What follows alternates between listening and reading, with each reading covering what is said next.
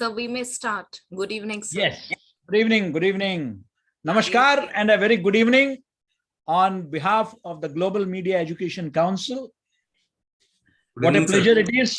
The whole country is celebrating New Year celebrations. We are witnessing from Assam to Kerala to Punjab, Baisakhi, Bihu, you name it, in different parts of the country, it's being celebrated.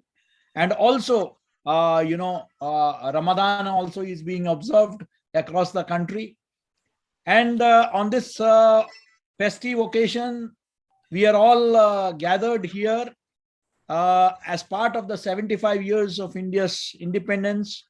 The Global Media Education Council is hosting a series of 75 such sessions with 75 speakers, 75 policymakers, eminent media educators. And let me, friends, and today we have a very eminent panel with, the chief guest being Dr. Dev Swarup. Of course, he is not present online. He has sent a video recording. That's what Dr. Tabina tells me. We have the very eminent media educator, Professor Narasimha Murthy, who is here with us today. We have Dr. Anil Kumar Mishra, who is going to chair the session. He is the Dean Faculty of Mass Communication at the Hardev Joshi University of Journalism and Mass Communication. Keynote speaker, we have Dr. Muhammad Mafizur Rahman, Professor of Mass Communication and Journalism at the University of Dhaka, Bangladesh. We have as a media speaker, Ms. Jyoti Yadav, journalist with the print. And of course, we have a special speaker today, Dr. Meena Kandaswamy, noted social activist and poet from Chennai. And moderating the session is Dr. Tabina Anjum Qureshi, well-known media educator, journalist, and who has a girl from the mountains who has made desert her home. So, friends, it's a pleasure welcoming you all. And very briefly, one line each for the Global Media Education Conclave, Global, Media Education Council. It's currently an India-driven international academic platform, which is looking at the global media education scenario from an Asian perspective. We have always been teaching in our classrooms media from a Western perspective. And the whole idea is to look at the developing world, look at alternative narratives which are happening across the world as against the predominantly Western narrative. So this platform was conceived, and fortunately today we have membership representation from across the globe. I'm privileged to have in my team a very dynamic person like our secretary, Professor Ujjal Chaudhary, who is, equally at home both in India and Bangladesh. Similarly, we have, as our vice presidents, Dr. Uma Shankar Pandey, Dr. Ambrish Saxena, and our dear friend, Dr. Shahid Rasool. And we have representations from all over the world. And as part of this initiative, we are planning to bring out 75 volumes, 75 video films to mark this occasion. And this is the 63rd day of our, so only 12 days left for the final, sessions to conclude. Now, the entire idea, as I said, of this 75-day session is to bring on one platform, on a single platform, all stakeholders of media, which includes policymakers, which includes media educators, vice chancellors, so that they can have a holistic view of media. We also generally have a couple of paper presentations also in our sessions, so that the young media educators get a platform. At the same time, we also recognize the senior most in our profession, in our academics. The whole idea is that, their teachings, their experience is not only given due weightage, but also that the younger generation comes to know about their contribution. That's the whole idea. So friends, coming to today's topic, I'm sure all the speakers we have invited, they are going to talk about it. But yes, media and marginalized sections, media has often been termed as a voice of the voiceless. And is it so right now also?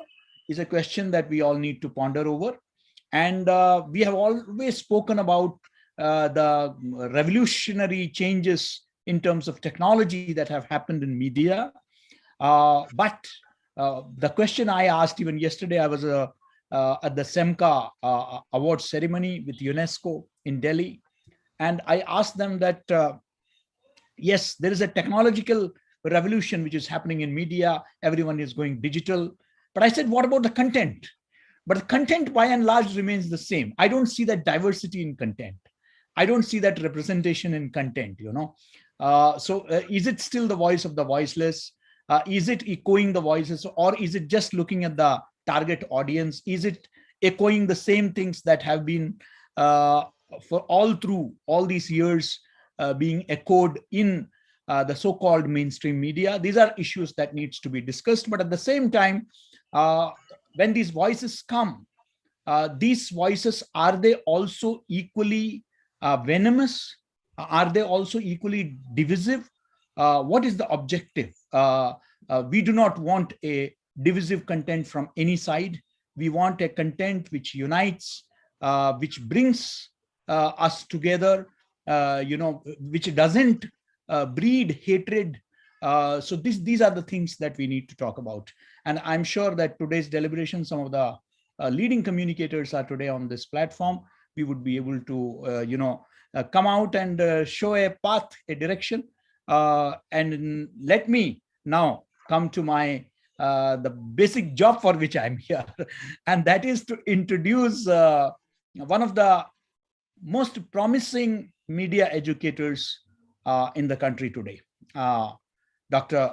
Tabina Anjum Qureshi. I've had the privilege of knowing her all through my, innings, whether it is at the Indian Institute of Mass Communication or the University of Petroleum and Energy Studies. And since I know her very well, my description would be, more at a personal level as a friend, but I think that her achievements warrant that I should give a formal introduction than her being an avid, and passionate photographer, somebody who is teaching today's students about visual storytelling. Let me just give a brief introduction, and that's Dr. Tabina Anjum is a senior journalist, media educator, and internationally acclaimed visual storyteller. With over a decade of experience in print as well as multimedia journalism, she reports on politics, gender, human rights, migrant rights, and issues impacting marginalized communities from Rajasthan, the Hindi heartland of India. She presently writes for the Outlook magazine, and her long-term reportage, political analysis, and absorbing features also appear in reputed publications such as the Caravan, the Quint, Article 14, Countercurrents, the Gaon Connection, News 18, BBC, DNA, Rajasthan Patrika, and the Telegraph. She was the former bureau in charge of the Deccan Herald newspaper in Rajasthan and continues to write opinion pieces for the publication. She presently teaches at Hardev Joshi University as adjunct professor and is associated with several media institutes in India. She is the co-course director of the Basics of Visual Storytelling course at the Film and Television Institute of India, Pune, since 2019, and also a visiting faculty with Indian Institute of Mass Communication, Delhi, and Dhenkanal since 2017, and affiliated colleges at Rajasthan University since 2013. She is a Board of Studies member at the Central University of Rajasthan and UPS, Dehradun. She is also a member of the reviewer panel of the research journal Media Mimansa at the Makhanlal Chaturvedi National University of Journalism and Communication. She has also been enrolled as a PhD co-guide at Amity University, Jaipur. Dr. Anjum did her master's in journalism from University of Rajasthan and completed her PhD in 2016. She has also authored a book titled Social Media and Social Activism. A passionate photographer, she is the recipient of the National Award in Photography conferred by the Ministry of Information and Broadcasting, recipient of the Maharaja Savai Ram Singh II Award 2017 for excellence in photography, and her photographic artworks have been exhibited in India, Nepal, and South Australia. Incidentally, Dr. Tabina has forgotten to include a very important achievement. She has been a recipient of a UNESCO fellowship, and I was on the jury of that fellowship, so I know what a splendid work she did with that scholarship. Honor introducing Dr. Tabina Anjum Qureshi. Thank you so much, sir. I'm so humbled for this long and detailed introduction, and embarrassed also. Thank you so much. Thank you so much. Thank you for such a lovely platform, a thought-provoking platform where, people from diverse fields can come, interact, and ponder upon the issues that are, that we are facing right now. Thank you so much for bringing academicians, activists, and journalists together on this platform to discuss such issues. Thank you so much, sir. Thank you. It's an honor to be a part of GCEC. Thank you, sir. So, good evening, everyone. The topic chosen today holds immense significance in the present context of the times we are living in. Media is known as the fourth pillar of democracy and is expected to speak truth to the power. But it has been seen that marginalized sections of our society have often been overlooked within the traditional sphere of media. There is an urgent need to introspect about the inadequate representation of the marginalized sections, both in terms of employed workforce in the media industry and the issues which are given prominence. The aim of this webinar is to open a critical dialogue about the limited representations of marginalized communities in the media's work and workplaces, and its impact on viewpoints that inform and shape the news discourse. A recent study carried by Oxfam examined English and Hindi newspapers, flagship debate shows on television, digital media outlets, and magazines, and collected and debate panelists in order to provide a comprehensive report on the representation of the marginalized caste group in the media. The study indicated that in the India, media is predominated by the upper caste, that is Brahmins, Kshatriyas, Vaishyas. The scheduled tribes are almost entirely absent, whereas the scheduled castes are represented mostly by the social activists and politicians rather than journalists. The OBCs are similarly underrepresented, even though they are estimated to constitute over half of the India's population. Scheduled caste communities, who make up 16.6% of India's population, face violence, intimidation, and discrimination nationwide, with recent incidents prompted by lifestyle issues made evident as their rising literacy rates and some prosperity are seen by upper caste as a challenge to the caste hierarchy. Yet, Dalits and indigenous communities, are also known as scheduled tribes, continue to have substantially lower wealth than others. While reporting in Rajasthan, we often report such incidents. Recently, a man was stabbed by 4 people just because because he was growing a mustache and looking up. The Rajasthan police recently revealed that over the past 76 cases have been registered against upper caste who stopped Dalit men from riding a horse during the wedding processions. In 2021 alone, a Dalit man in Uttar Pradesh was forced to shave his mustache in July, a month after another Dalit was attacked in Gujarat over his mustache. In December 2019, a 20-year-old Dalit boy was beaten in Gujarat for sporting a mustache.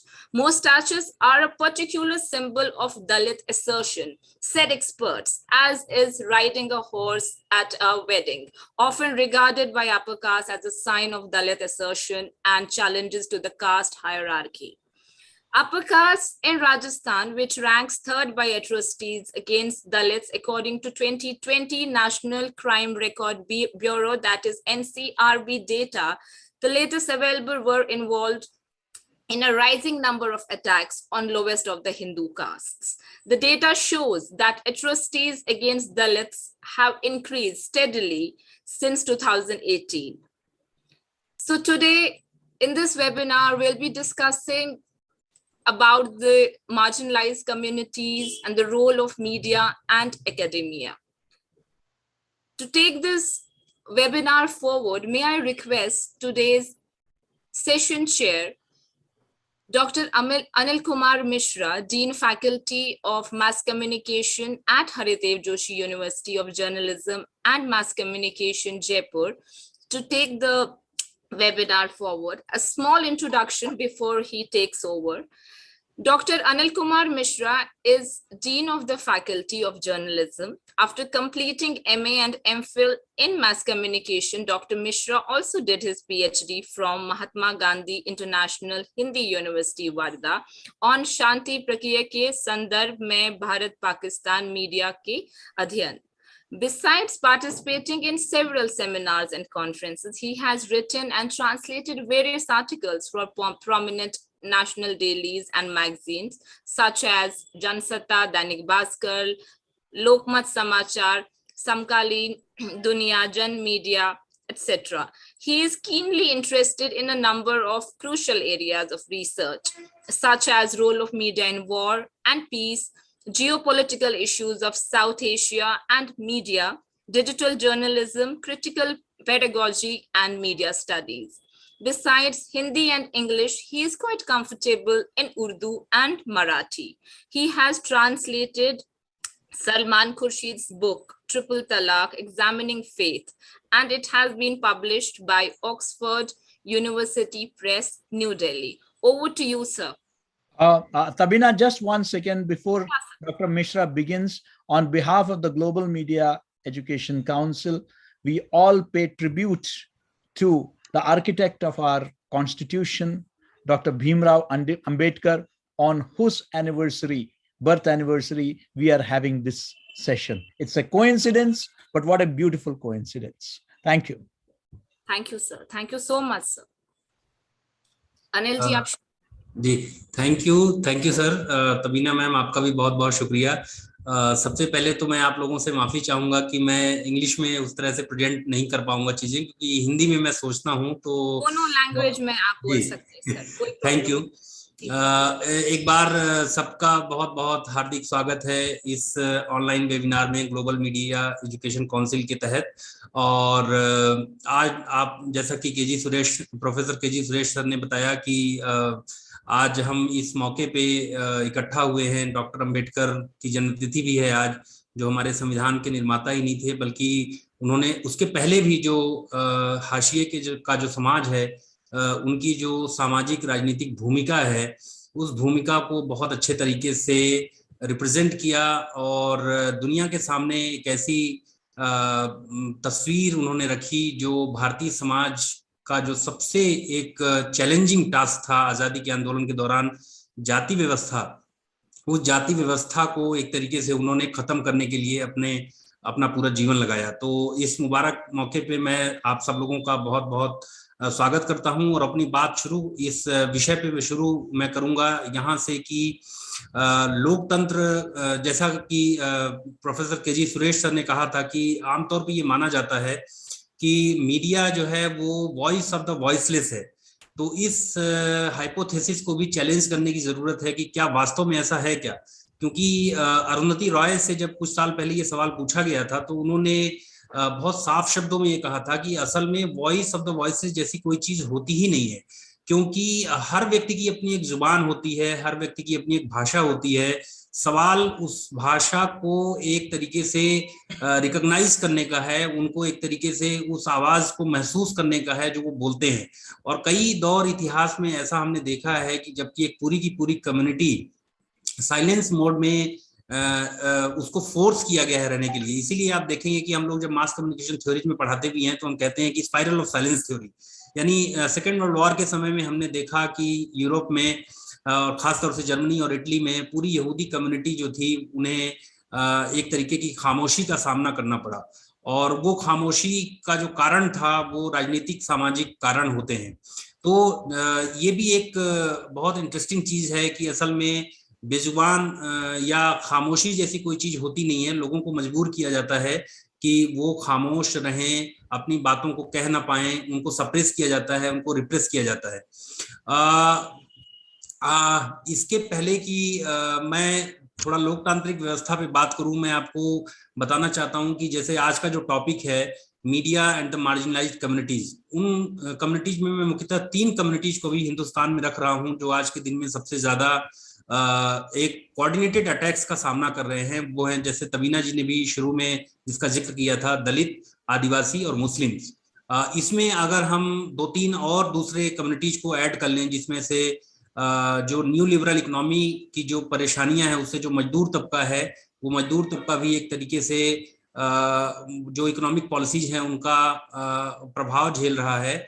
और इसके अलावा farmers का एक movement हमने पिछले साल में देखा है जो काफी तरह के उतार चढ़ाव के बावजूद, जिसको मीडिया में बहुत बदनाम करने के बावजूद, जिन्होंने अपनी एक बड़ी अहम लड़ाई जीती है, जो भारतीय लोकतंत्र के लिए एक बहुत अहम संदेश लेकर आया है कि अगर आज भी आप अपनी लड़ाई को बहुत जनता के साथ जोड़कर देखते हैं तो उसमें आपको सफलता हासिल हो सकती है।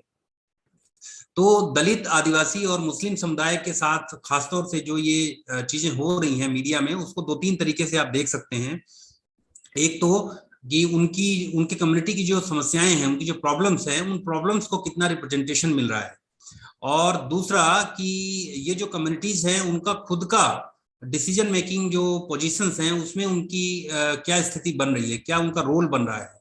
तो बहुत पुरानी एक स्टडी है हिंदुस्तान में, मीडिया स्टडीज ग्रुप और CSDS ने मिल करके किया था, जिसमें उन्होंने बताया था कि 95% से ज्यादा जो मीडिया की टॉप लेवल की पोस्ट्स हैं, जैसे एडिटर्स हैं, सब एडिटर्स हैं या मैनेजरियल बोर्ड है, उसमें जो है एक तरीके से तबीना जी ने भी बताया कि जो upper caste, so called upper caste लोग हैं, उनका एक तरीके से उनकी हेजेमनी है।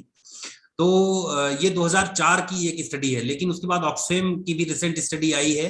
तो हम देखते हैं कि जो महिलाएं हैं या दलित हैं या आदिवासी हैं या मुस्लिम्स हैं, उनका रिप्रेजेंटेशन बहुत कम है।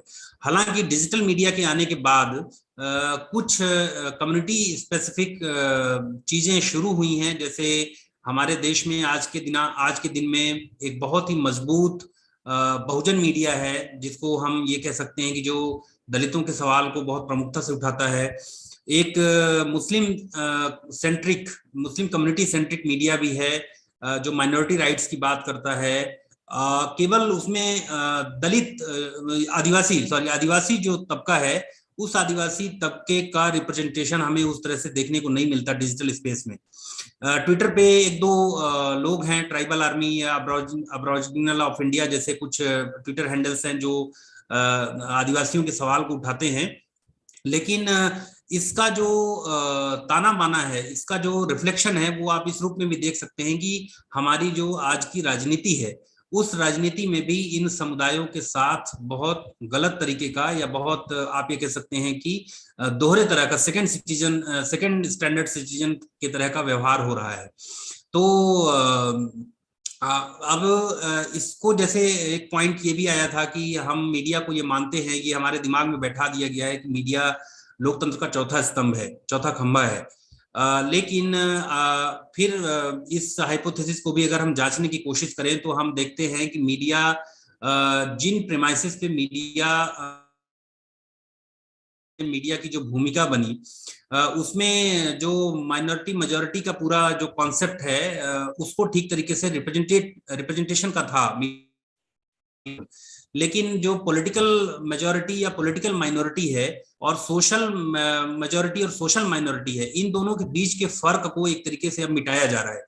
जैसे मैं अपनी इस बात को एक्सप्लेन करूं तो अब मैं आप ये कह सकता हूं कि जो पॉलिटिकल मेजॉरिटी है वो असल में डेमोक्रेसी या इलेक्शन के जरिए रिफ्लेक्ट होती है, और उसकी जो पॉलिटिकल मेजोरिटी की जो परिभाषा है या उनकी जो उनका जो कमिटमेंट है वो कमिटमेंट चेंज होता रहता है। इसीलिए आप देखेंगे कि कभी कोई पार्टी शासन सत्ता में होती है और कभी कोई दूसरी पार्टी शासन सत्ता में हो जाती है। और लेकिन जो सोशल जो मेजोरिटी है वो एक तरीके से पॉलिटिकल मेजोरिटी को कंट्रोल करने की कोशिश कर रही है, उसको एक तरीके से पूरी तरीके से वो अपने कंट्रोल में लेने की कोशिश कर रही है और उस फर्क को खत्म किया जा रहा है। हमारे देश में खास तौर से लोकतंत्र में ये खत्म किया जा रहा है कि जो पॉलिटिकल मेजोरिटी है वो शिफ्ट होकर के सोशल मेजोरिटी में कन्वर्ट हो जाए। ये दूसरे साउथ एशियन देशों में भी ऐसा देखने को मिला है, जैसे पाकिस्तान में है कि वो इस्लामिक कंट्री है और वहां पे माइनॉरिटी राइट्स का से सप्रेशन होता है, या बांग्लादेश का एग्जांपल हमारे सामने है। और हमारे देश में भी उसी तरह की कोशिशें पिछले कई सालों से खासतौर से न्यू लिबरल इकोनॉमी के आने से हो। तो मीडिया में जो न्यू लिबरल इकोनॉमी है उसका जो एक तरीके का रोल बन रहा है मीडिया में, उसको भी ठीक तरीके से इन्वेस्टिगेट करने की जरूरत है कि जो मार्जिनलाइज कम्युनिटीज हैं उनके ऊपर किस तरह का असर ये जो नई economic new global economic order है वो किस तरीके का क्रिएट कर रहा है, उनके ऊपर उनकी जिंदगी में कैसा असर आ रहा है।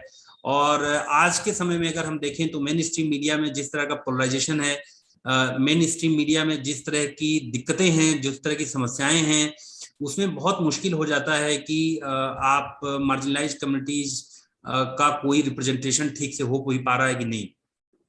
इसके कई सारे केसेस हो सकते हैं, जैसे एक एग्जाम्पल अभी हाल में ही राजस्थान के पाली जिले का है, जहां पर एक दलित को इसलिए मार दिया गया क्योंकि वो अपनी आइडेंटिटी को, वो अपने जो उनकी डिग्निटी की जो सेंस ऑफ डिग्निटी है उसको एक तरीके से रिक्लेम कर रहे थे। और उसमें लैंड का भी बहुत अहम सवाल है, पास जमीनें नहीं है लेकिन फिर भी वो अगर पॉलिटिकल स्फीयर में अपने आप को किसी तरीके से एक्सप्रेस करते हैं तो उनका जो सो कॉल्ड डोमिनेंट कास्ट एक तरीके से हैं वो बहुत वायलेंटली एक तरीके से उनको रिप्रेस करती हैं, सप्रेस करती हैं। या दूसरा एग्जांपल अभी हाल ही में मैं और देना चाहूंगा कि दिल्ली में एक प्रेस कॉन्फ्रेंस हुई थी प्रेस क्लब में, अभी हफ्ते 10 दिन पहले की ही बात है। वहां पर जो ट्राइबल एरियाज के कई सारे जर्नलिस्ट हैं, एक्टिविस्ट हैं, वो दिल्ली में प्रेस कॉन्फ्रेंस करने आए हुए थे, और जिसमें झारखंड, छत्तीसगढ़, महाराष्ट्र और जो राज्य जहां पर नॉन बीजेपी स्टेट्स जो गवर्नमेंट है वहां उनका एक तरीके से उस स्टेट से लोग चल के आ रहे थे।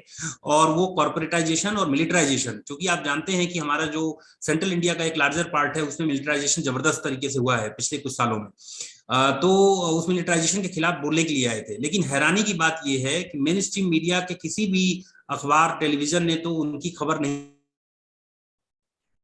बल्कि जो डिजिटल स्पेस में जो अल्टरनेटिव मीडिया है थोड़ा बहुत, जिसको हम कहते हैं कि जो ऐसी बातें कहता है जो जिससे लगता है कि हमारे यहाँ अभी भी रेजिस्टेंस की वॉइसेस जो हैं वो जिंदा हैं, उन मीडियाज में भी, उन मीडिया हाउसेस में भी एक तरीके से उन आदिवासियों की आवाज को कहीं भी कोई रिपोर्टिंग नहीं हुई। बहुत छोटी छोटी रिपोर्टिंग, थोड़े बहुत स्क्रॉल ने जैसे एक रिपोर्टिंग की थी, और वायर ने फिर उन एक्टिविस्ट का एक इंटरव्यू लेकर के कुछ स्टोरीज पब्लिश की थी, लेकिन मेजॉरिटी ऑफ द मीडिया ने उनको इग्नोर किया।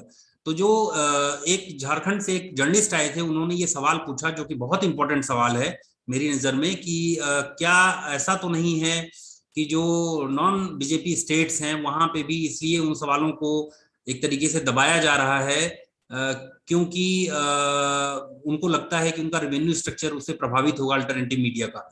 तो यानी जो रूलिंग एस्टेब्लिशमेंट है एक तरीके का, वो इन मार्जिनलाइज्ड कम्युनिटीज के प्रति बहुत ही इग्नोरेंट है, बहुत रिप्रेसिव है, और हमारा जो अल्टरनेटिव स्पेस का मीडिया है वो भी उन्हें वॉइस एक तरीके से नहीं दे रहा है। तो आज अम्बेडकर जयंती के मौके पे हमारे लिए ये एक जो विभिन्न क्षेत्रों के जो बहुत स्पेसिस्ट लोग हैं, जैसे ज्योति प्रिंट में पत्रकार हैं, मीना जी इतने दिनों से दलित मुद्दे पे लिखती रही हैं, और दलित मुद्दों के अलावा भी राष्ट्रीय और बहुत अंतर्राष्ट्रीय स्तर लिखती रही हैं। ये सब लोग एक तरीके से अपने क्षेत्र के बहुत जाने माने लोग हैं और ये आपको एक बात बताएंगे कि मीडिया में जो आज की स्थिति है उससे हम निकलें कैसे, उनको रिप्रेजेंटेशन कैसे करें। तो ये बहुत बहुत शुक्रिया ग्लोबल मीडिया एजुकेशन काउंसिल का कि उन्होंने मुझे मौका दिया और मेरे साथ में बहुत सारे ऐसे साथियों को एक मौका दिया जो इस बहुत अहम मुद्दे पर चर्चा करें। और ये हम एक्सप्लेन करने की कोशिश करें कि हमारा जो आज का मीडिया बना है वो ऐसा क्यों बना है, उसमें जो न्यू लिबरल इकोनॉमिक्स की भूमिका है उसकी क्या भूमिका है और हम इसको बदल कैसे सकते हैं। और ये बहुत अच्छा पैनल है एकेडमिशियंस का, जर्नलिस्ट का और सोशल एक्टिविस्ट का, जो इस बातचीत के लिए एक बहुत अच्छा मौका आपने उपलब्ध कराया है। तो मैं बहुत बहुत शुक्रिया देना चाहूंगा प्रोफेसर केजी सुरेश सर को और डॉक्टर तबीना अंजुम को कि उन्होंने मौका दिया। और मैं अपनी बात यहीं पे खत्म करता हूं और दूसरे जो वक्ता है उनके लिए मैं अपना समय छोड़ता हूं। Thank you. Thank you so much, Anil ji. Thank you so much, Dr. Mishra. Thank you. Thank you so much. Thanks a lot. Now is the time for our chief guest speech. Our chief guest for tonight is Dr. Dev Swaroop. He is the founder, Vice Chancellor of Bhimrao Ambedkar Law University in Jaipur and has been given additional charge of Vice Chancellor of Haridev Joshi University of Journalism and Mass Communication. In a long and illustrious career spanning over 3 decades in the field of educational administration in India, Dr. Dev Swaroop has earned national and international recognition for his academic and administrative acumen. A former additional secretary at the apex body of Indian higher education, the University Grants Commission, he played a stellar role in planning and execution of crucial educational policy matters at the highest levels in the nation. Before that, he had earned repute as a dynamic and prominent constitutive functionary at the UGC for more than 25 years. As the Vice Chancellor of University of Rajasthan in 2013-14, he earned laurels and popular acclaim for his unique organizational and administrative skills and for his exemplary integrity and steadfast honesty to conduct his duty. He initiated reforms in university governance, curriculum design, classroom conduct, transparency, and self-financing courses. Under his guidance, the university bloomed during his tenure. Dr. Swaroop has earned repute by his administrative expertise in carrying out many roles, such as in his remarkable career. He has significantly contributed in policy formulation at various levels in higher education and Ministry of Human Resource Development, Planning Commission, UGC, Indian Council of Social Science Research, etc. Being in the governing board and finance committee, his innovative proposition and active interventions have benefited several Indian universities. Dr. Swaroop is recognized not only for unique administrative competence, but also for his academic brilliance, which is testified to an outstanding record and DLit and PhD degrees in social sciences. Apart from his professional commitments, he has created time and space engaging himself in active academic discourse. Thank you so much, sir, for joining us online. I'm audible now? Hello?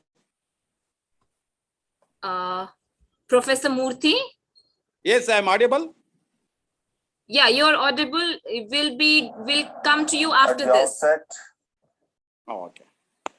I would like to congratulate GMEC, Global Media Education Council, for organizing an ongoing unique 75-day webinar involving India and global academics and professionals. It's a great occasion to be a part of this program today. And it surely intends to celebrate the diversity with scholarly contributions from varied perspectives through this unique online conclave. As we all know that trend is changing. We are experiencing entirely a different kind of change in communication, change in various kind of processes. So it's a very important occasion. On this occasion, I would like to thank Professor K.G. Suresh, who is President GMEC, our friend, for inviting me.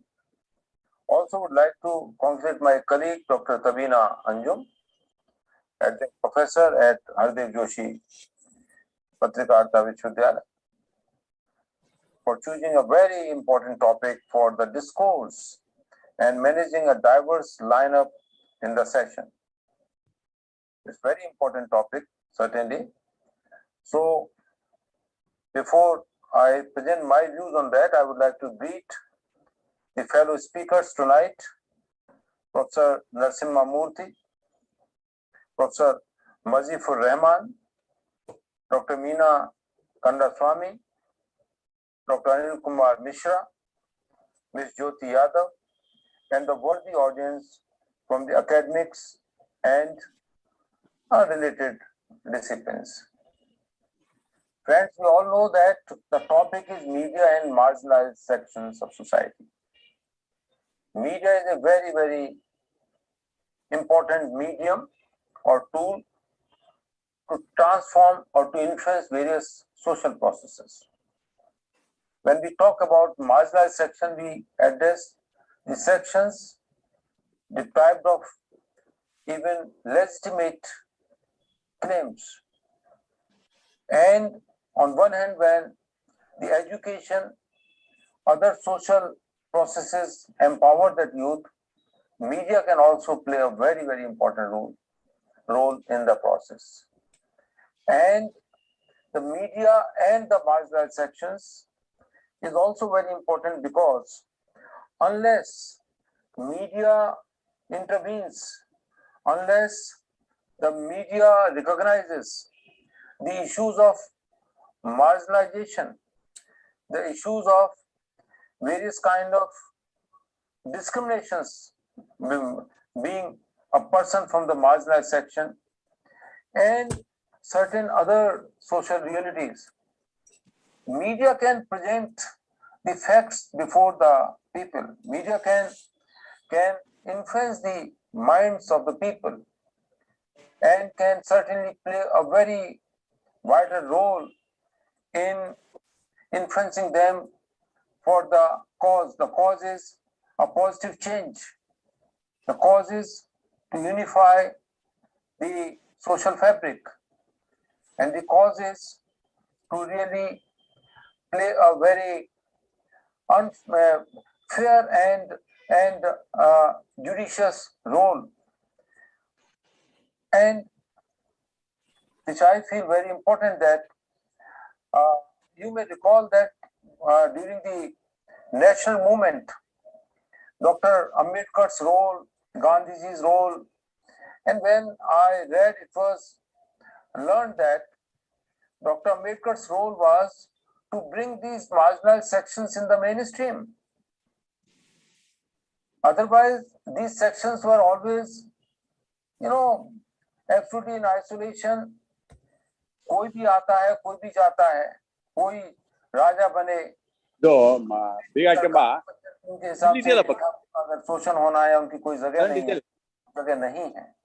मानसिकता को बदला doctor Ambedkar ने, उसके लिए माध्यम वही था कि अपनी बात लोगों तक पहुंचाई और दिलाया कि वो लोग भी देश की आजादी के आंदोलन में शामिल हों, और जब देश आजाद होगा तो जिस प्रकार अन्य लोगों का देश के संसाधनों पर हक होगा, उसी प्रकार से उन लोगों का भी उस पर हक हो सकता है।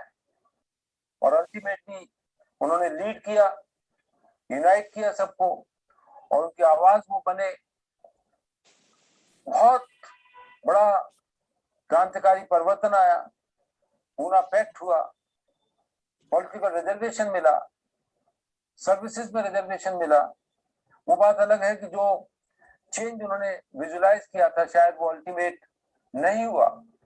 मेरा कहने का तात्पर्य है कि मीडिया बहुत ही प्रभावी, बहुत ही इफेक्टिव माध्यम है जो जीवन के हर एक पहलू को प्रभावित करता है और बहुत से मसलों पर, चाहे वो प्रिविलेज सेक्शंस हो, चाहे एलीट क्लास हो, चाहे मार्जिनलाइज्ड सेक्शन हो, बहुत से ऐसे मसलों पर जो सोशल इश्यूज हैं, इश्यूज ऑफ सोशल इंपॉर्टेंस हैं, जो सबके लिए इंपॉर्टेंट हैं, उन पर कम से कम एक राय, और जो राय जुडिशियस और फेयर है, उसको बनाने में बहुत बड़ा रोल प्ले कर सकता है, जिससे नेशन बिल्डिंग के जो इश्यूज हैं वो कम से कम सबके लिए कॉमन हो।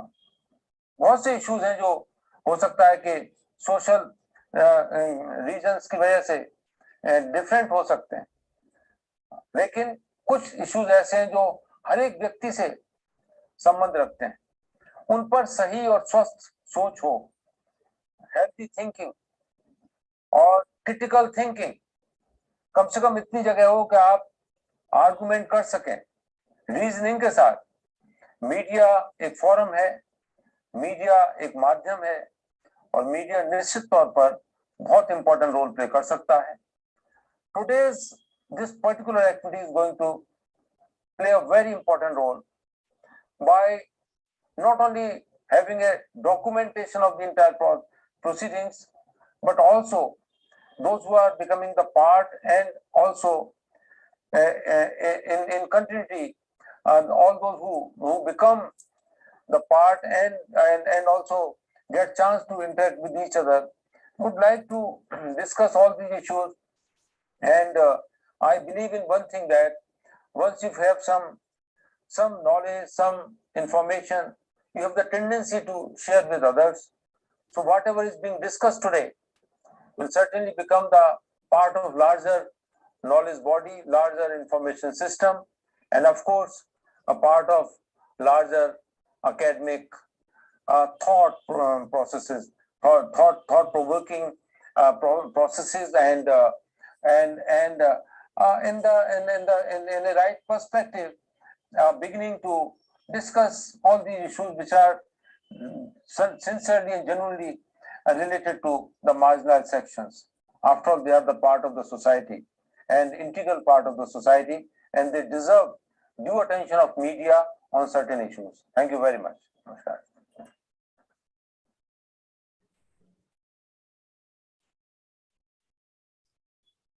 Thank you so much. That was Vice Chancellor Dr. Dev Swaroop. Now we move on to our another segment, which is the felicitation of eminent media personality, which is a part of the GCEC conclave. And this time it's Professor Narasimha Murthy. He is the Dean Faculty of Arts and Chairman, Department of Mass Communication and Journalism. And a small introduction before we listen to him. Is Mr. Murthy here? Hello. Yeah, Hello. okay. Bada. Dr. Murthy is the Dean Faculty of Arts, Professor and Chairman, Department of Mass Communication and Journalism, Bangalore University.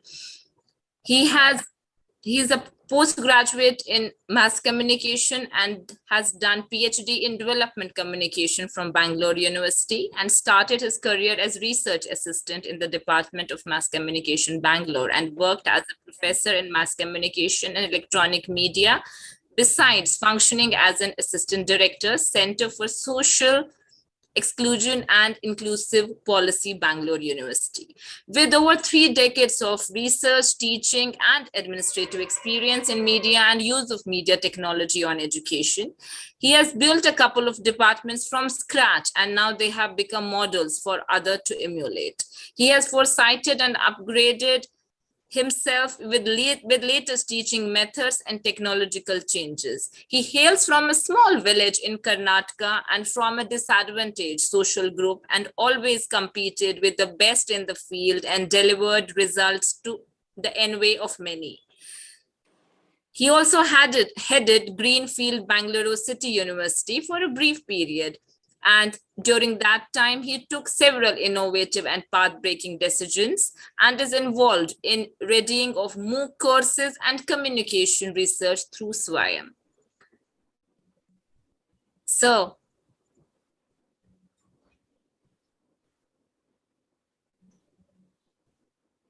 Hello. Yeah, can you hear us? Yeah.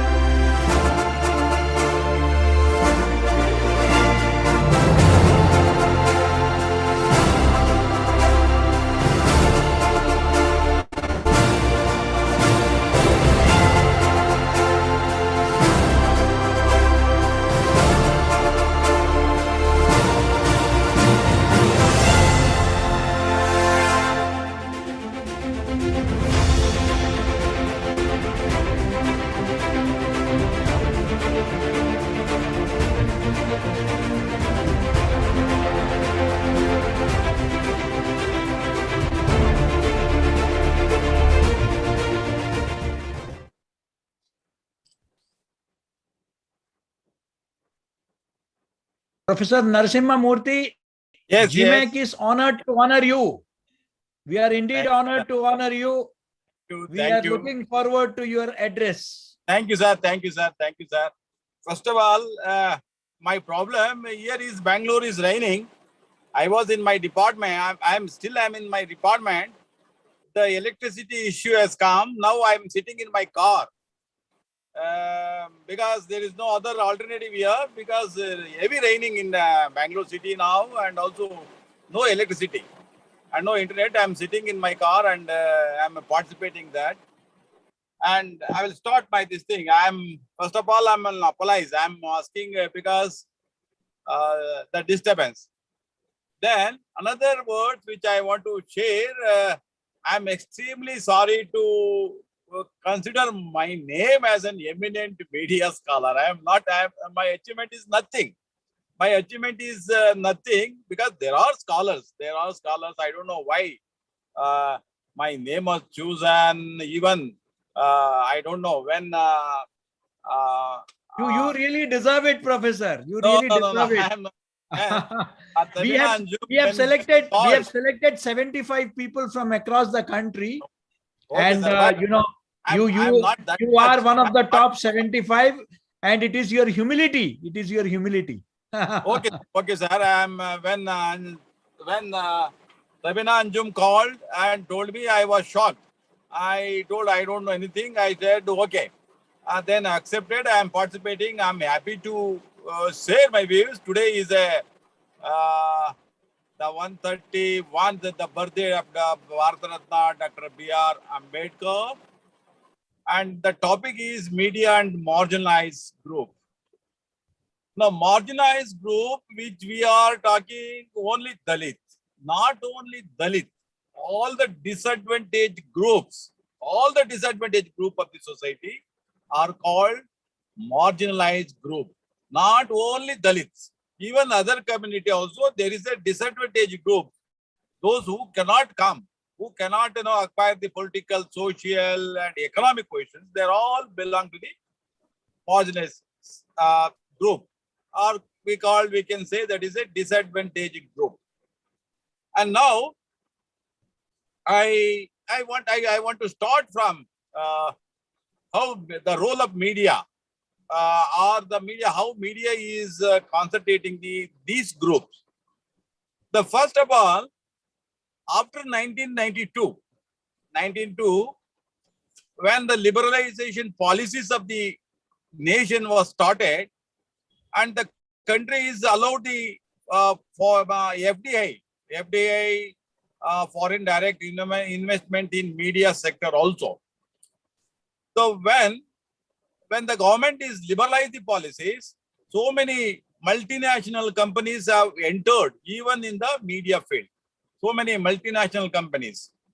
And multinational companies, the principles of the multinational companies is to the service, whatever the service we are utilizing, the service, we have to pay. Even that is in the media, now the concept, which concept everybody is talking on paid news. What is the paid news means? Paid news means You pay the news itself, it is not a free. That is, you can sell, you can buy. That is the paid news, of course. That is the which we are talking in the media. So when corporate companies entered, or corporate companies have started the media outlets, not only corporate companies, even the politicians and political leaders also started the media organization. Their intention is because they've invested. They invested, it became a, they invested the money, they want profit. They want profit means when they wanted to profit, they are not going to concern, they least concern about the social issues or disadvantaged group issues. You can see the Indian media, Indian television, you can see the Indian televisions, several serials. The serials is concentrating only certain section of the society, their culture. The certain section of the society's culture, they are concentrating. They are not concentrating the whole society of the country. This country is heterogeneous, not homogeneous, heterogeneous character. And of course, different of culture, practice, so many things are there. But media content is concentrating only certain section of the society. That if you're talking about the culture. Then after 1992, when the corporate companies, there is a nexus, close relationship between corporate companies and media houses, because media houses, media houses need a money, revenue. And corporate companies are supplying that, because giving the advertisement, through advertisement, they are getting, media houses are getting the revenues. So media is not writing anything against the corporate companies. They are against, and equally they are not concentrating the disadvantaged groups. Their problems are not addressed in the media properly. They, of course, either women or men or any disadvantaged groups, their issues are not addressed properly in the Indian media, because of the media is controlled by the corporate houses. All these corporate houses, their intention, their total principle is to be to whatever the service you are going to utilize, you have to pay. So because of that, the corporate companies, they will pay. Their interest will safeguarded. Corporate companies, are interest will be safeguarded. So the media can't write against anything about the corporate companies. So because of this, after 1992, there was a landscape changes even in the Indian media. So now, when we are talking today, the good topic which have been given, the media and marginalized section, marginalized groups, the totally, I can say that is Indian media is neglecting these groups' issues. The Indian media is not addressing the problems of the marginalized groups or disadvantaged group of the country. So Indian, of course, you see that is several, of course, Tabina Anjum was telling, Tabina Anjum was giving a statistics, the rapes, so many things. Every day we are seeing, every day there is not reporting properly. Issues are not reporting properly because that issues are not important for the media. The issues of corporate companies, the issues of the business, the issues of the financial matters are important for the media. Rather, the disadvantaged groups are the marginalized groups issues. Now you can see that is, yes, given the statistics, several statistics, the rape, of course, the rape, the murder, so many things. That's all not addressed. That all not covered in the Indian media. Indian media is covering, is concentrating only certain section of the society, not a large section of the society. Those issues you see that is issues. Last couple of month, from last 1 month, is so many issues in the Karnataka itself. Of course, issues like a minority, ISAP, RRL cut, so many issues. That is, their issues will be sensitizing the issues. They are not properly addressing by the media. Media wants TRP. Media wants to TRP. Only for TRP, they are sensitizing the issues. No such incidents are happening in Karnataka. Only media is sensitizing the issues like a Izab or Alal Qatar, so many issues. So that is because they wanted TRP. Because of TRP, that especially electronic media is sensitizing the all issues. So then another issues which I wanted to talk about in the classroom, we are teaching the ethics. We are teaching the human interest stories, development stories. But in the media is, of course, you see that is, where is the ethics? Where is the human interest stories are covered in media? Where is the developmental stories are covered in the media? Of course, in the newspaper or televisions. Only they are covering sensational issues, crime issues. I mean, of course, almost all the, especially the regional electronic media channels, regional television channels are giving more concentration on the sensational and yellow, I mean, practicing a kind of yellow journalism. So these are the, of course, I'm sure Indian media not at all addressing the properly the marginalized groups problems or issues. You see, every day we are seeing the series. Of course, that series is not representing the large section of the society. It is representing the only certain section of the society. The content, the character, everything is a certain section of the society, which we can notice, we can see, we can notice. This is the issues which I noticed in the Indian media. And I think these are the, of course, issues behind and debate nationally, internationally is not possible. Nationally, debatable issues. Why Indian media are not properly addressing the marginalized groups, problems or issues. That is the national debatable issues. Thank you, sir. Thank you so much, sir, for this brainstorming. Thank you so much. In these difficult times, you're in the car, you joined us, thank you so much. Thank you and congratulations, sir, once again. I'm sitting in my car and from the south also, we got a perspective from the Karnataka also. So that is what GCEC is all about, to get wide perspectives from all states, all regions, from neighboring countries, to understand South Asia, to understand issues in India and South Asia. Thank you so much, sir, once again. Please stay safe. Please stay safe. Now we move on to our next segment. We have Meena Kandaswamy with us as a special speaker. Meena is a poet, novelist, translator. Her writings aim to deconstruct trauma, violence, focusing on resistance movements for caste annihilation, feminism, and self-determination. She explores this in her poetry and prose, most notably in her books or poems such as Touch and Miss Militancy, as well as her 3 novels, The Gypsy Goddess, When I Hit You, and Exquisite Cadavers. Her novels have been shortlisted for the Women's Prize for Fiction, the International Dylan Thomas Prize, the Jhalak Prize, and the Hindu Lit Prize. She has been a fellow of the University of Iowa International Writing Program 2009 and Charles Wallace India Trust Fellow 2011.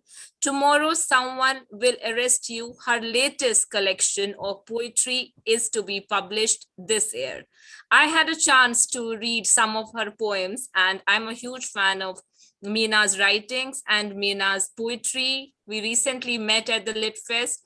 So glad that she agreed to join GCEC today. Meena, over to you now. Thank you so much for joining us.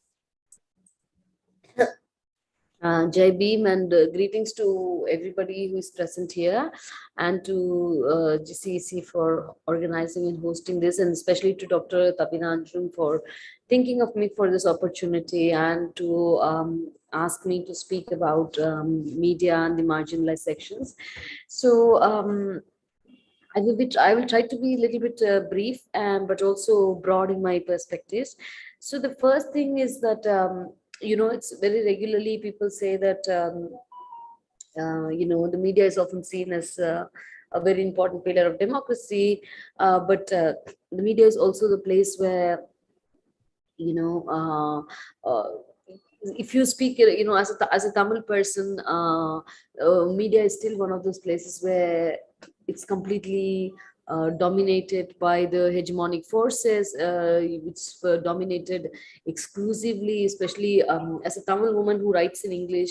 I always felt the absence of, other Tamil women who are either Dalit or Bahujan or Adivasi who also write in English, because almost all the women, at least the men, is a little bit mixed. All the women who write out of here happen to be, in a sense, predominantly Brahmin. So there's always this idea of, media, but also English media, which creates another level of stratification. And therefore, when there is a filter like this, we see that it affects any issue. The composition of media affects any issue. So and I witnessed this when I was growing up, because for instance, the struggle in Sri Lanka by the LTT or the Tamil people who wanted a separate nation. In the Tamil media, it was always supportive, because this was Tamil people writing about their own struggle, whereas the English media was always taking the line that, this was a terrorist movement. So in the Tamil media, you would read the story that, this is a liberation movement and this is people asking for freedom. And in the English media, you would read it as a terrorism story. So you understand that, just the composition and who comes from where and what interest each media is trying to protect.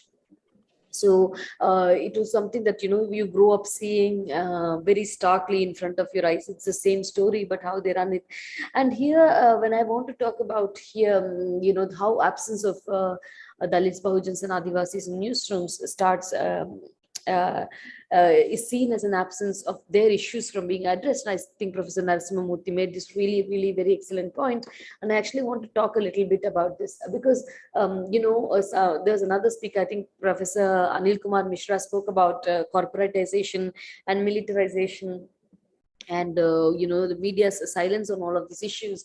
But sometimes when you read the news, and you see the way in which the political line is taken, you think that these medias are not unaware of what is happening. Like in Times of India, you can still read the story that 1 in 5 deaths in Madhya Pradesh and 1 in 6 deaths in Madhya Pradesh is the child.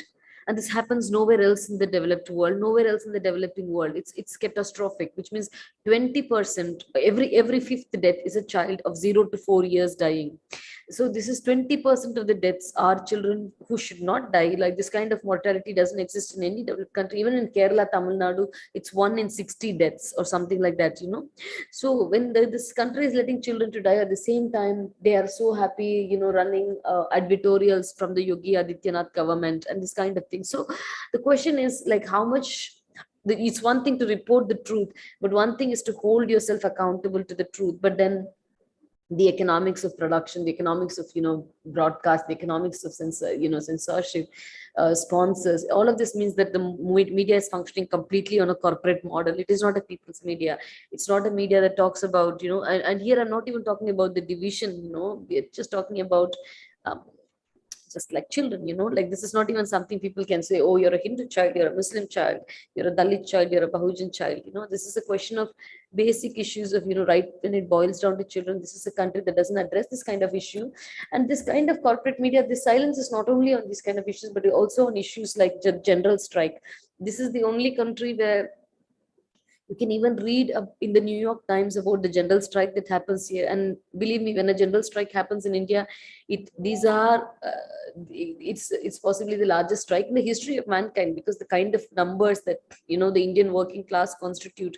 But this doesn't even make it to front page news. It's sometimes buried, and sometimes the media is like, it doesn't even say that a bandh has taken place. So even if the general strike is a token strike, the fact that our media decides to completely erase this kind of thing from happening, or on issues of Kashmir, where often time and again we see that the media acts like an organ of the state.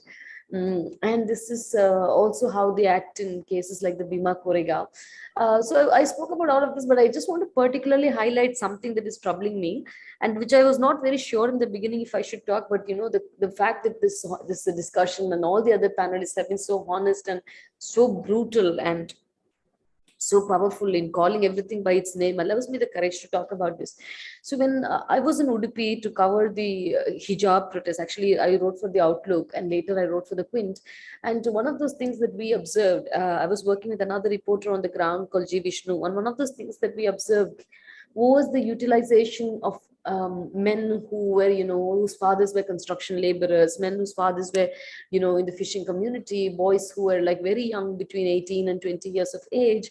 And they belong, all of them, to OBC communities. And now this is a very important question. How did they get involved in this, the saffron shawl protest, or, this protest of intimidating the hijabi girls? Then you start looking at, and then you realize that how do you define Hindutva? Because Hindutva is often and very easily defined and self-defined by Hindutva as a 80-20 problem, or as a Hindus versus Muslim problem. But if you start looking at Hindutva, I think there's a paper by Gendres which talks about Hindutva as a revolt of the upper caste, and because they feel that their rights are going away because of the reservation, or how Hindutva is seen in Tamil Nadu as a Brahmanical project to protect the ruling interest of the caste system, which is exactly the way the Periyar is thought, and the Dravidian movement would approach Hindutva. So when you look at this kind of an approach, then you understand that the media has a very big role to play in this, because the media has constantly been silent on the issue of reservation. In fact, whenever they talk about social justice, they always talk against it, like, oh, the upper caste students are suffering, right from Mandal, oh, their chances are going. Now you talk about NEET, it's like, oh, all of them are going abroad because they don't have chances here. So the media has never talked about social justice in terms of, in terms of doing investigations and saying, why is it that the judiciary is so Brahmin dominated? Why is it that, the higher centers of power are so Brahmin dominated? Media is very interested in corruption. If it's corruption about money, they're very interested. But the media is never interested in the corruption where all the appointments are taking place only on the caste basis. They never say, why is it that IITs are filled only with Brahmins? Why is it so difficult for women to, come up in all of these technical institutions? So media is only interested in one type of corruption, never writing about the corruption of caste, a corruption that is endemic to our system. So when the media does this kind of thing and does not highlight the issue of social justice, does not highlight how there's a complete power grab going on, and this power grab of taking all the important positions within the media, within the judiciary, within the executive. Yeah, carry on. Yeah, so when all of this is not exposed to the people, what happens is that the people do not realize that who is exploiting them, that the persons who are exploiting them are the Ambanis and the Adanis. The people exploiting them are the 15% upper caste, the people who the Savarnas. They don't understand that this is an 85-15 problem, the issue of the Bahujans versus this caste, and that the RSS BJP is here to protect this interest of this very narrow interest of this 15%. Just as they want to protect the Anil Ambanis and the Adanis, they also want to protect the interest of this 15%. So when the media has never exposed this, it becomes easy for the RSS BJP to go and recruit the backward classes, use the backward caste against the Muslims, because the backward castes are not aware that the Sanghi agenda, that the agenda of the Hindutva is an agenda against them. They do not understand that this poison is a poison that's going to kill them, a poison that is going to keep them out of education. They do not understand that, the national education policy is to make sure that tomorrow the backward caste, if there's a plans to introduce a common test for at least 5 levels within 12 years of school, is to create dropouts, is to keep menial labor intact, and this pool of menial labor would come from the Bahujans and the OBCs. So they do not talk about all of this. This never gets into an issue of debate, and by maintaining the silence, the media also becomes somebody who enables Sanatan Dharmas, enables Sangh Parivar's ideology, which enables the way that the caste system never gets completely dismantled. And it's very important that we are holding this conversation today, because to dismantle this caste system is why we have this constitution, why we have social justice, why we have Dr. Ambedkar's words. So I think that this very and I think Dr. Ambedkar is somebody everybody should read on the press, and how he calls it a Hindu press, and in fact he even calls it the Tamil Brahmin press at some point. So so I just wanted to highlight this is something that we should still be addressing it in the context of the violence against the Muslim people, and to make sure that the average Dalit, Shudra, Adivasi persons desist from becoming part of this carnage, desist from becoming part of the Hindutva project, and I think media does have and today I don't think that we can always say media is only somebody. Media is also us, because social media is so viral. I also think each of us has an individual responsibility to take these truths to the people, to take these truths that RSS, BJP, the Sangh Parivar stands for the annihilation of the development of the oppressed sections of the society. They stand against the development of the marginalized sections of society. And with this, thank you so much for giving me this opportunity. Thank you so much, Meena. Thank you for joining us. Thanks a lot. Now we move on to our next speaker for tonight. It's a media speaker. We have Ms. Jyoti Yadav, journalist from The Print. She's a dear friend. Jyoti has joined us. Yes. Jyoti had a long day in the field, but still she managed to join us somehow from the circuit house. She's been on field. So a small introduction. Jyoti Yadav is a multimedia journalist with more than 6 years of experience in reporting India's most critical issues: unemployment, gender crimes, human rights, politics, and policy. Born and brought up in a BPL family in a village in Haryana, she fought her way out of the state's stifling patriarchal setup to reach the national capital, becoming the first person to graduate in the family. During her college days at Delhi University, she learned to wear the lens of English writers to examine the condition of rural women. In journalism, she explores her both rural and urban lenses to bring an element of critical intersectionality to reporting and writing. Thus, she offers a rare insider-outsider first-hand perspective on social, political, and cultural features. She has traveled extensively in India, covering investigative stories, migrant exodus, the second COVID wave, aftermath, Dalit atrocities and uprising education, gender issues, poverty, and social welfare. For the last 2 years, her work focused on highlighting the human cost of coronavirus in small towns and rural India. In May 2020, she spent 25 days on road covering India's two populous states, UP and Bihar, and filed lots of ground reports that we all have been following.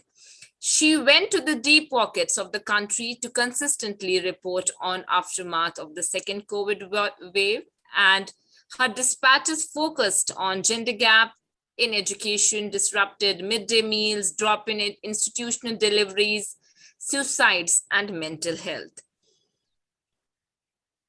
Jyoti has received Red Ink Special Mention Award 2021 for reporting on domestic violence during COVID, Press Institute of India Award and International Committee of Red Cross Special Mention, UN Ladli Media Award on India's rape culture, and UN National Ladli Media Awardee. She has been in 2020. Jyoti, thank you so much for joining us.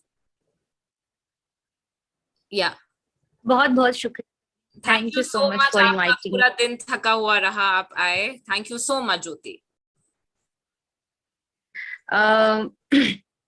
मैंने सबको सुना और बहुत ही जरूरी मुद्दों पर अपनी अपनी बात रखी, और जो प्रोफेसर ने बात कही कि marginalised does not mean Dalits, और मैं उसके साथ बहुत एग्री करती हूँ, क्योंकि जब हम एक्चुअल के भारत में जाते हैं, जो असली का भारत है, जब उसमें जाते हैं तो हमें पता चलता है कि इतने सारे marginalized sections हैं, despite being large in numbers, they are still not into the mainstream, or they are continued to be oppressed by the dominant castes. And that's when I focused my reportage on highlighting issues which are related to the marginalized sections, and a large part of my reporting career has been focused on them. And since I also come from a background, a rural background, and I have had lived experiences which I try to bring in my reports. So this whole session about media and marginalized sections, I would like to focus on what really happens within the media.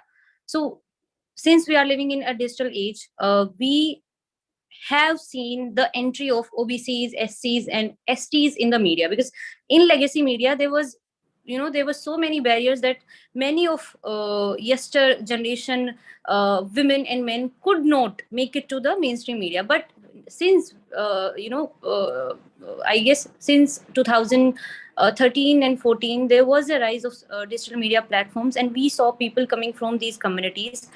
So the first thing, as a reporter, I would like to highlight is that we really need to enable these journalists who are first generation learners.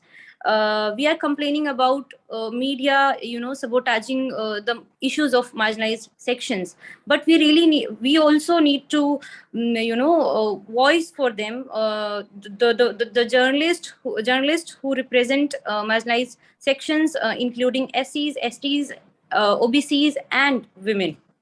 So in January 2022, I went to Rajasthan, and I had to convince my editors about the atrocities in Rajasthan.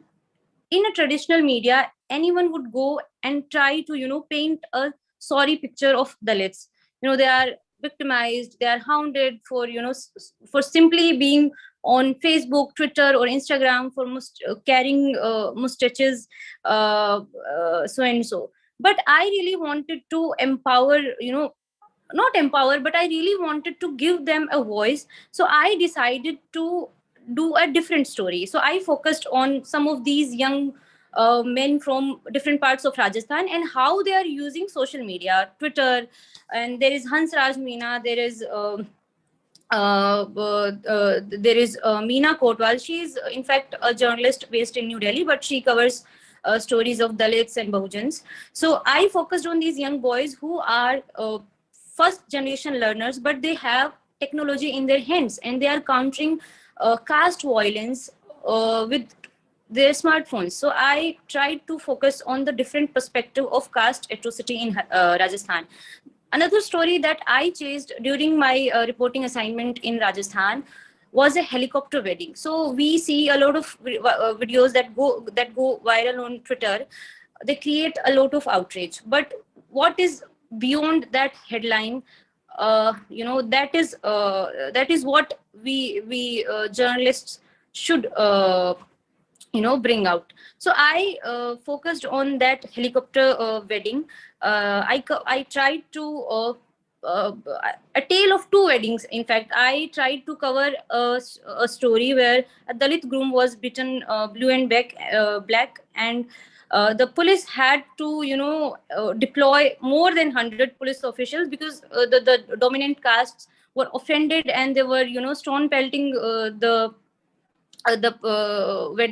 wedding. So I tried to bring a tale of two weddings. A Dalit family who had to spend 6 lakh on helicopter because they wanted to send out a message to their community that if we are attacked for simply simply asserting our rights, we will bring helicopters. You will attack our horse weddings, we will bring helicopters. So these are the two stories that I am really proud of, because I tried to look at the marginalized community, the Meghwals in Rajasthan, from a different perspective. So we need to enable these journalists within the digital media. We have to give them a chance. We have to and by chance I mean that we talk about ethics in journalism, and we also know that if they are first generation learners, it will take a lot of time for them to learn the ABCD of journalism, but eventually they will learn. It's not a rocket science to report a story on any crime, gender, COVID, health, politics, and small town India, but we really need to give them chance. And I'm proud of my organization and some other media houses, contemporary media houses, who are really giving a chance to these first generation learners from rural and small town India and the marginalized sections. So that's all from my side. Thank you so much Jyoti. I could actually relate to you. आप जो राजस्थान के बारे में बोल रहे थे, recently we had a similar case where a man was killed just because of sporting a mustache. And when we got into that previous FIR, we got to know that the case started because he looked up to the upper caste. So it's deep, it's ingrained. और Hindi heartland में सबसे ज़्यादा है. We are all journalists working in Hindi heartland, so becomes our responsibility to show the mirror, to to do these long forms. Thank you so much for your reporting and for joining us today.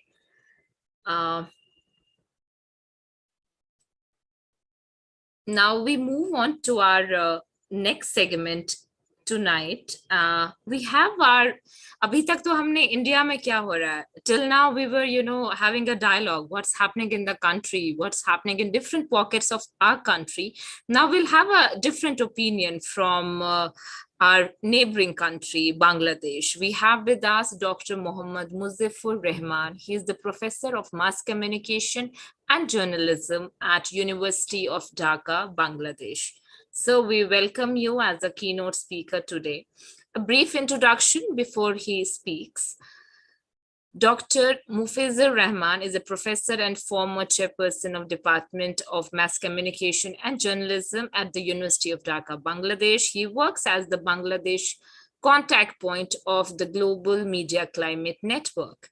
He holds PhD on professional norms of climate change journalism. Dr. Rahman takes interest in the issues of journalistic norms and values in general and their application in climate change coverage, especially during the Conference of Parties, Environment, Gender, and Development in particular. He visited many countries, including UK, US, and the Netherlands, Norway, Denmark, and Germany for research, academic training, and conferences. Thank you so much, sir, for joining us tonight. Over to you.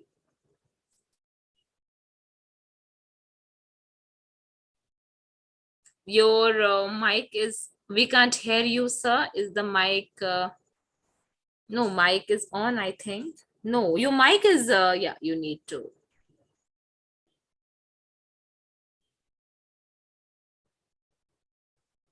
At GCEC, it's a mandatory thing that in our every webinar, we have an international speaker. And without an international speaker, the panel doesn't go. So it's just to have the, it adds value and to have the diverse perspective. Yes, sir.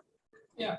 Thank you so much for inviting me to this great conclave. And I'm very happy to know that this conclave has been happening for last, perhaps couple of months, because we have planned for 75 series of conclave, and that's great to know. And I heard that a couple of my colleagues and working at other universities, they are also joining this conclave, but I was not aware of that. It is it is meant in observing the 75 years of independence of India. So that's great to know. And other point is, at the beginning, I would like to greet you, because today is our first day of the Bengali New Year. It's Pohla Boishak, we call it. So today is the first day. So, Happy New Year to you all, Bengali New Year. And now let's come to the topic. And so far the discussion took place, that was very enlightening for me, because I got to know many aspects, the lectures given by different scholars and activists, and that was really enlightening for me. But as you said, that what's happening in neighboring country, like small country Bangladesh, close to India. So what is our case? That is interesting, I think. But in a way, in bigger sense, what Professor Narashima Murthy said and what other speakers said, that is almost the philosophy and the policy of the media is almost same, I think, in our country as well. First, I'd like to mention that what media we are talking about. If you talk about mainstream media, then it's a case. If you talk about the social media, then the case is a bit different. Because in the mainstream media, the legacy media, that is having many kind of gatekeeping principles, and their things are being dominated by politics. Their coverage is dominated by their neoliberal economic principles, and their coverage is dominated by their own, the ideological viewpoints. But on the other hand, if you talk about the social media, then we all are aware of that social media has opened up, avenues for everybody, and that also includes the marginalized section of the people. The topic we are having today, media and marginalized section, marginalized group. So that's the demarcation line. That the important thing is what media we are talking to today, to see the coverage and the how marginalized groups are being portrayed in media. So in my case, I would like to talk a bit on the mainstream media, not really social media. In case of Bangladeshi mainstream media, though the country is small, you're aware of that, but our media system has developed quite a good extent, I think. We have enormous number of daily newspapers. We have almost 40 television channels, and 28 of them are operating now. And even at the rural areas, especially the print media has developed very well. So in that case, there is a vibrancy in the media sector. There is a vibrancy in terms of even the news journalists. We had, I think, roughly a very good number of journalists countrywide, and among them, a very good number of journalists are also women.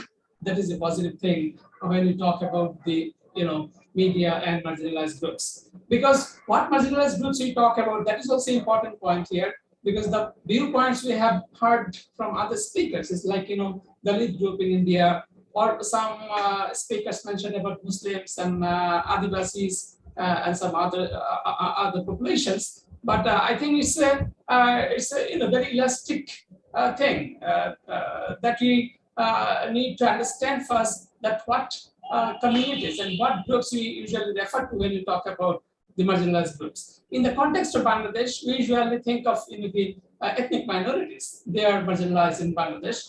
And by that, we mean the people who are living in the hill tracts. And we do have 30 lakhs of marginalized population in the country, and they speak different languages. And some of them also live in the plain land. So we consider them as kind of marginal groups, ethnic minorities. On the other hand, we do have also the ethnic, marginalized, religious marginalized groups. I think Muslims in your case, and in our case, that's the Hindu population and the Christian and Buddhist, the people who are having other faith, and following other rituals and religions. So they are also fall in the purview of bigger understanding of the marginalized groups in our country.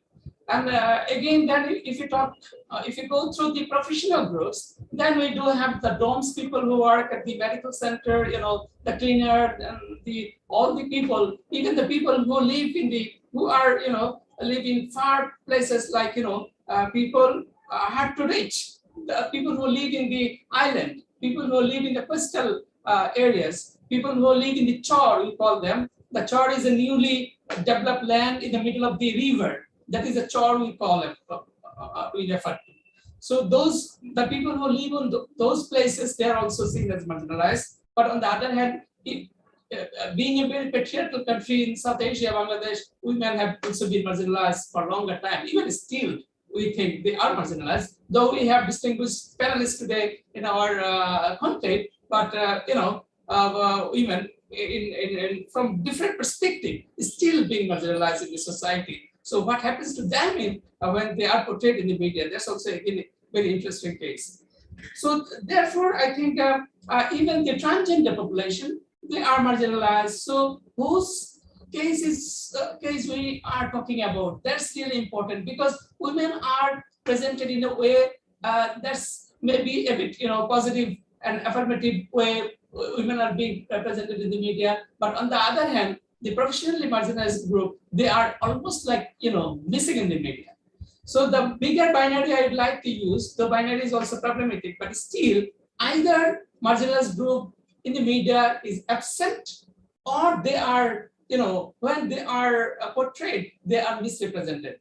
And very hardly media, in fact, reflect on the life and livelihood of those marginalized groups. So this the big binary, I think either they are absent, in most cases they are absent. I would like to refer just one study done a couple of years ago by one of our colleagues that is about the ethnic minorities. They studied 5 newspapers for 3 months, and they found that in their population, they found 51,412 news items about ethnic minorities in their newspapers. They selected for study. But from these 51,000, only 153 are related to ethnic minorities. So you see the percentage, which is 0.29% of the whole news items have been published in the media in their selected time period in 5 newspapers. Those are mainstream newspapers being published from Dhaka city. So that's one case to see how they are portrayed. And again, that's the quantitative thing. But if you think of the qualitative issue, then you'll be surprised to see how what language is being used to really narrate their stories. That's another problematic area. So in terms of this, I mean covering the ethnic minorities, that is the case, and mostly their political issues. The peace treaty. We had a peace treaty between the ethnic minorities living in hill tracts and the mainstream Bengali, I mean the government. So that's news about that peace treaty and the news about some sort of politics. Those are the main item. Those are the majority of the items out of those 153. That means that the politics and the crimes are, in fact, determine the news coverage. Not necessarily those 153 items relate to their life and livelihood, their problems, the environment, and there are other issues of lives. So that's one thing.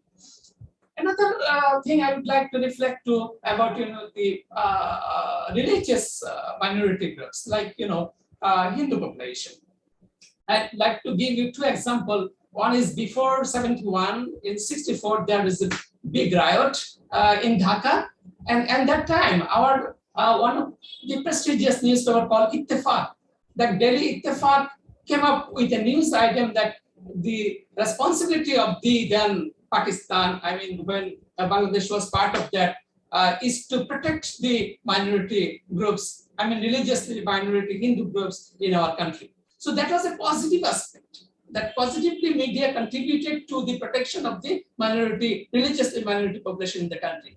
But what happened when Baburi was attacked, and at that time, there is another newspaper called Inqilab, and Inqilab mentioned a news item, and that talks about, that Hindu people are eating sweet meat in Monanchar restaurant. I mean, they are as if this newspaper is provoking the, religious issues and things, and mentioning to the Hindu people that they are celebrating the attack on the Baburi Mosque. So you see the different side of the newspaper politics. They are also, become as very vital tool, and not only tool used by the government and other political parties. They also sometimes themselves become as sort of, element of using their resources like space and news items, their captive capacities for a very purposive motive.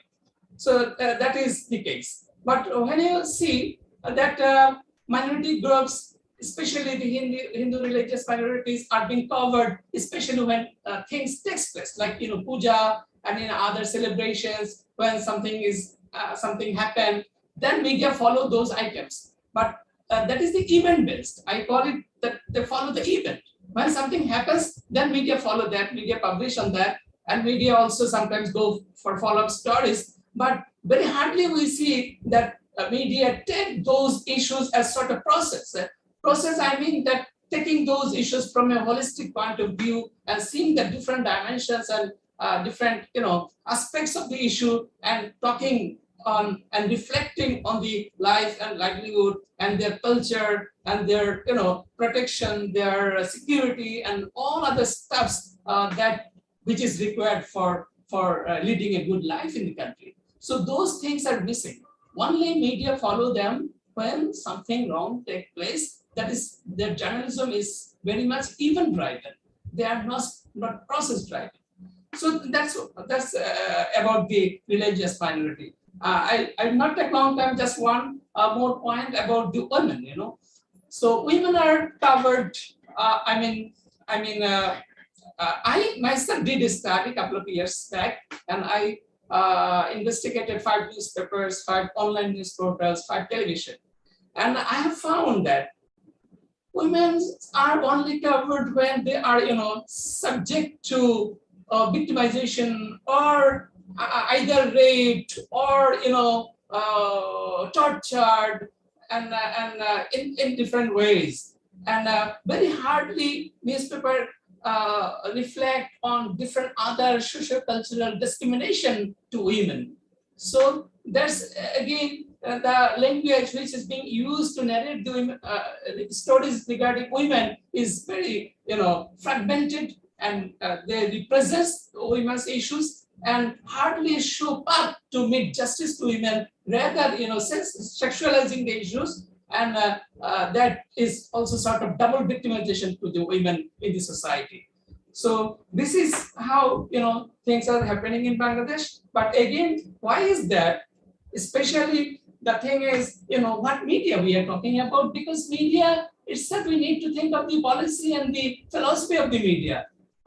Professor Narashima Murthy and other speakers said that the philosophy they have system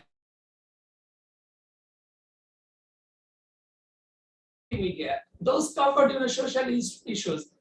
We can refer to Raja Ram Mohan Rai, we can refer to some other Kavi Nazrul Islam, we can refer to some other big journalists who used media power to make justice to the marginalized groups. But when corporatization took place, and what their goal? Their goal is to maximizing their own interest. And in every society, we know that there is the upper class and the privileged class, and always this privileged class always determine the media content, whether it is newspaper, film, or television, whatever it is. So, and that is the case now happening because the media has already been corporatized. So corporate interest is to create commodity culture. Corporate interest is to create consumer culture. Corporate interest is to to emphasize on entertainment, the cheap issues, not really the social hard issues and other important things. Those are very important to ensure justice to the marginalized group of people. So my last point is either marginalized groups are muted, or they are absent, or they are systematically muted, or they are misrepresented. So this is how the political economy of media works to maximize their own interests. So to change it, and how to encounter those situations, that's the challenge for us, in fact, because we're the people who like us who want to have justice to all sections of the population in the country. What are the challenges for us? The challenges is how to create change, how to bring change in this landscape, media landscape.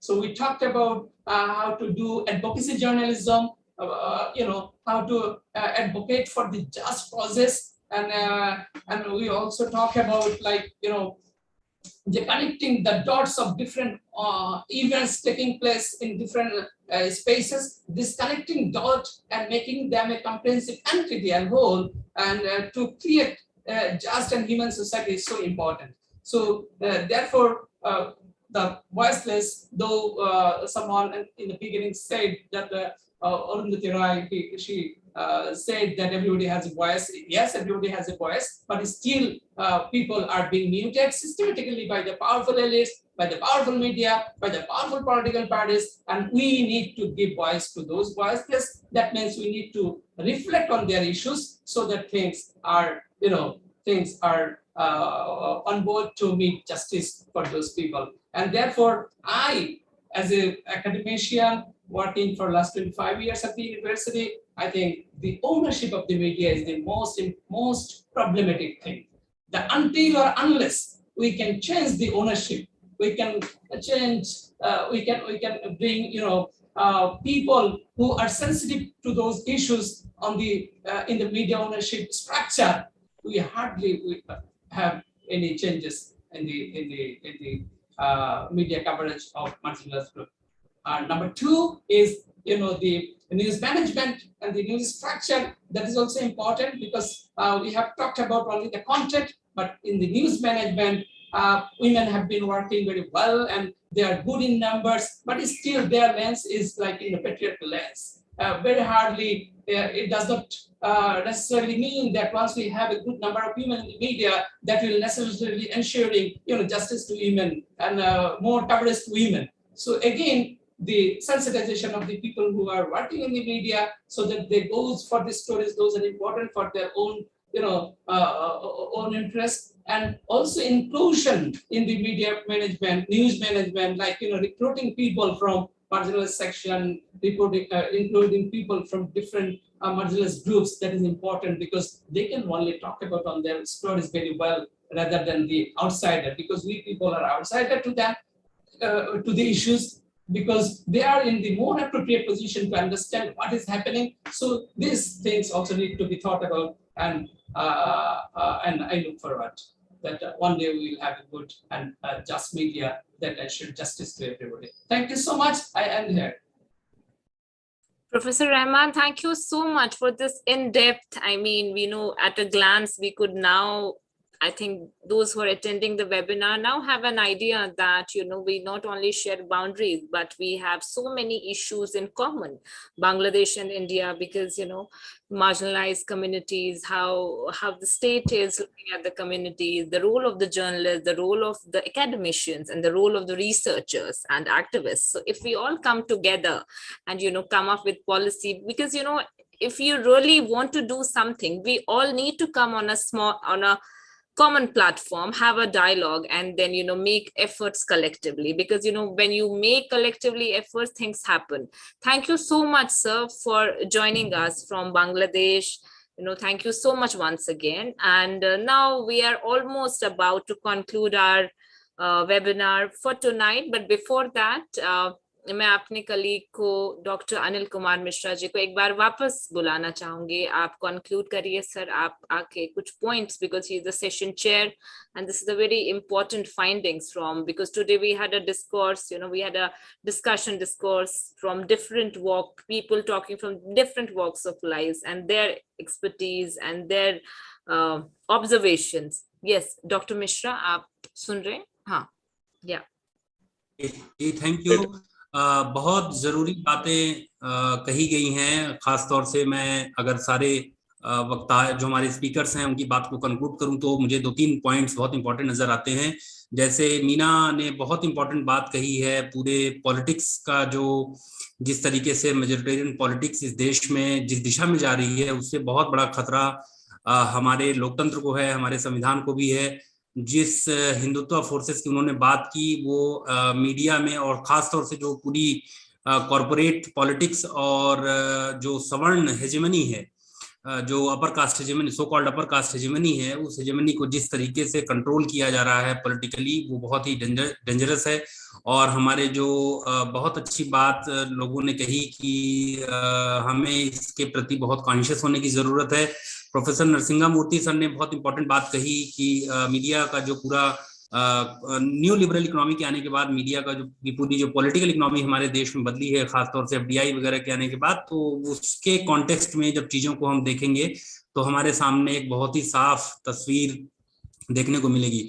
ज्योति ने अपने field के experience से बताया हमें कि केवल victim frame में ही दलितों को देखना या दूसरी मार्जिनलाइज कम्युनिटीज को देखना सफिशिएंट नहीं है, लेकिन उनके भीतर से जो बहुत सारे ऐसे इश्यूज सामने आ रहे हैं जो आज की डेट में हमारे लिए ज्यादा गौर करने वाले हैं, ज्यादा इंपॉर्टेंट है, उनको भी हाईलाइट किया जाए। जो भी पॉजिटिव चेंजेस सोसाइटीज में आ रहे हैं, तो विक्टिम फ्रेम से बाहर निकल करके एक असर्शन का फ्रेम हमें देना पड़ेगा कि लोग अपनी आइडेंटिटी, अपनी पॉलिटिक्स और उनकी जो पूरी सोशल पॉलिटिकल लोकेशन है, उस सोशल पॉलिटिकल लोकेशन को कैसे वो असर्ट कर रहे हैं।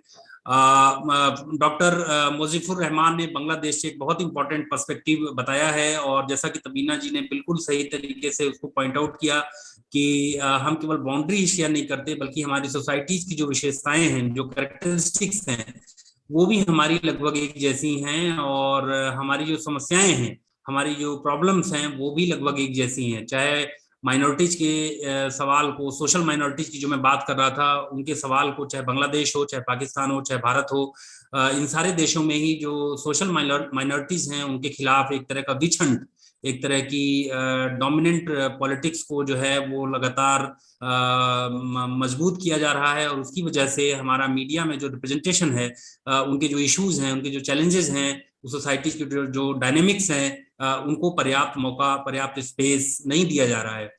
और प्रोफेसर केजी सुरेश सर ने जो एक ग्लोबल मीडिया एजुकेशन काउंसिल की तरफ से जो एक बुनियादी बात कही कि इसमें हम न सिर्फ एशिया, बल्कि इसमें मैं साउथ ग्लोबल को भी एक तरीके से इंक्लूड करना चाहूंगा कि साउथ ग्लोबल की जो पूरी एकेडमिक्स है और हमारी जो एपिस्टेमोलॉजी है, उसमें हम सब लोग, हमारी सोसाइटी सब एक जैसे तरीके से हम सोचते हैं, और जो वेस्टर्न पर्सपेक्टिव या नॉर्थ ग्लोबल का पूरी जो हेजेमनी है, उस हेजेमनी को हम कैसे चैलेंज करें, ये हमारे सामने एक बहुत अहम सवाल आता है। तो मेरे ख्याल से इस तरीके से अगर हम देखें तो हमको ये साफ पता चलता है कि ग्लोबल साउथ में एक यूनिटी ऑफ पर्पस की बात करनी पड़ेगी, क्योंकि अंततः जो, जैसा मुजीफुर रहमान साहब ने कहा कि हमारा जो मकसद है, हमारा जो उद्देश्य है, वो ये है कि हम एक ऐसा समाज बनाने की तरफ आगे बढ़ें जिसमें सबकी आवाज बुलंद तरीके से हमारे सामने आए,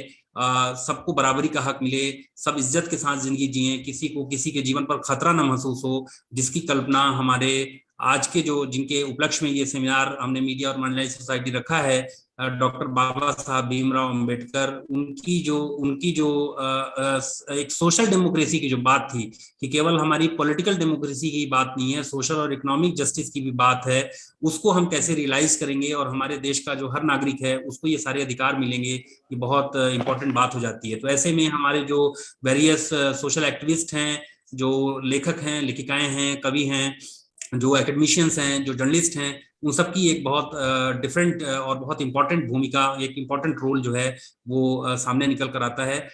मुझे लगता है कि इस वेबिनार का इम्पोर्टेंस इस चीज में भी है कि हम एक डिबेट शुरू कर सकें कि हमें अब यहाँ से किस दिशा में जाना है, हमें अब इस देश को, इस रिपब्लिक को किस दिशा में ले जाना है, और हमारी उसमें क्या भूमिका हो सकती है। तो आपने मुझे मौका दिया और मैंने अपनी बात कही, आपका बहुत बहुत शुक्रिया। और तबीना, आप और अगर कुछ कहना चाहें या इस सेशन को खत्म करना चाहें तो आपका स्वागत है। बहुत बहुत शुक्रिया। Thank you, Anil Mishra ji. आप आए। Anil ji is very sensitive towards these issues.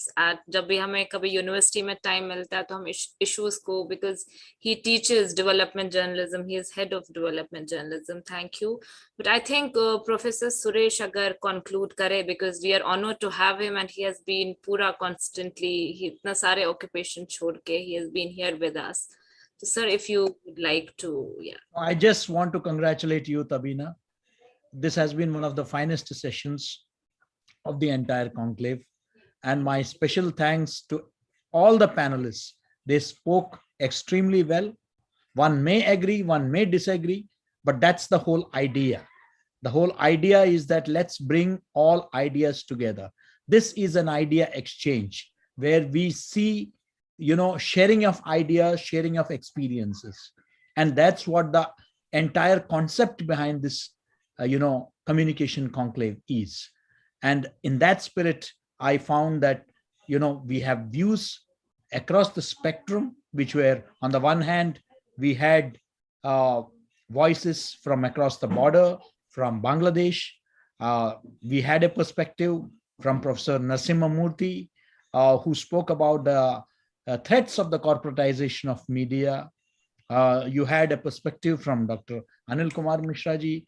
And we saw that, and Meena Kandaswamy, who spoke from a totally different perspective of her experience as a Tamil, as a woman. It was a different experience altogether. So I think that, this today's concept, today's theme of media as a voice of the marginalized society, we have discussed different facets, dimensions, and I'm sure this is going to give a fresh perspective to all those who participated. And when it comes in the form of a book, when it comes in the form of videos, this would be much more useful for all practitioners and students of media. Congratulations and thank you to everyone. Thank you, sir. Good night, sir. Thank you. Thank you, Anilji. Thank you, everyone. Thank you. Thank you. Thank you. Thank you. Thank you, Dr. Rahman. Thank you. Thank you, Professor Murthy. Thank you, our backend team who have been working tirelessly. Thank you so Thank you. Thank you. Thank you for all the mentors at GMEC. Thank you. Thank you, Dr. Tabila.